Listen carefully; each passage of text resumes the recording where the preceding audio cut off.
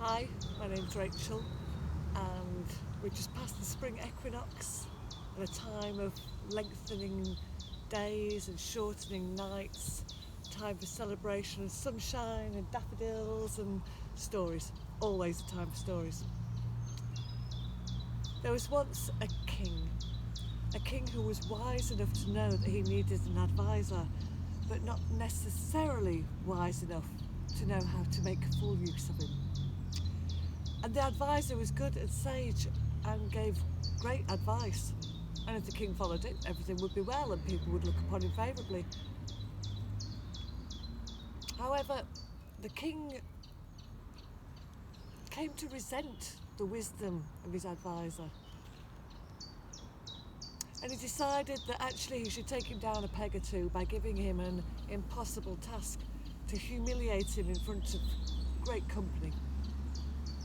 He called his advisor to him. He said, "It's going to be my birthday shortly and I want you to get me a gift." A very reasonable request.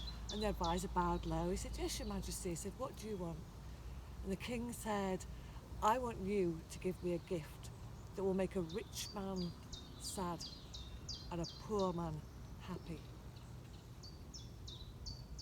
Well, the advisor paused briefly and thought about it, but he bowed low and he said, "As you wish." And as he turned and left, his mind was already mulling over all the possibilities that he could think of. A gift that would make a rich man sad and a poor man happy.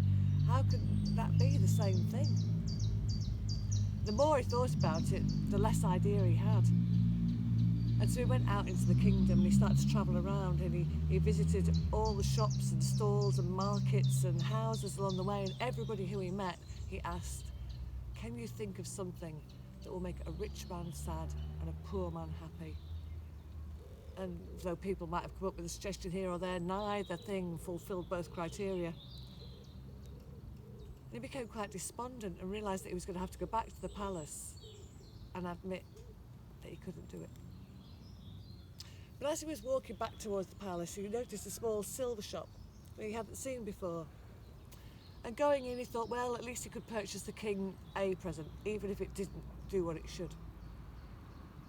As he perused through the shelves of beautiful trinkets and rings and bracelets and jars, he said to the silversmith sitting in a corner, he said, "You don't by any chance have something that would make a rich man sad and a poor man happy?"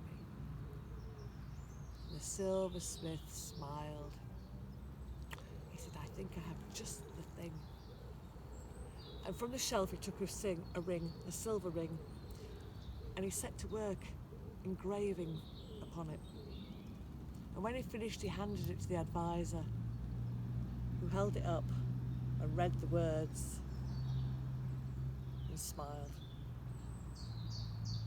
He paid the silversmith well and made his way to the palace.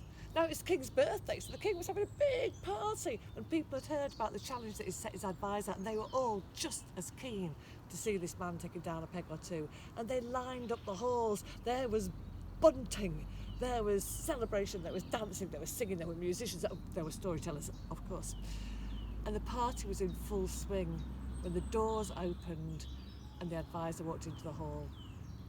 A great hush descended over all of those people there present, and they all turned in eager anticipation to witness what was to come next. Well, the advisor made his way down that huge, long hall, flanked on both sides by people craning to see what was going on. And when he got to the front, he bowed low to the king. He said, "Your Majesty, I want to wish you a happy birthday." And the king said, "Well, have you completed the challenge? Have you done your task? Have you found me something that will make a rich man sad and a poor man happy?" And the advisor said, "I believe I have." And he held out the ring. And the king took it. A ring. Why would this make a poor man sad? And then he saw the writing upon it and he held it up to the light, and as he turned the ring, his face fell. For inscribed upon the ring were these words: "To make a rich man sad and a poor man happy.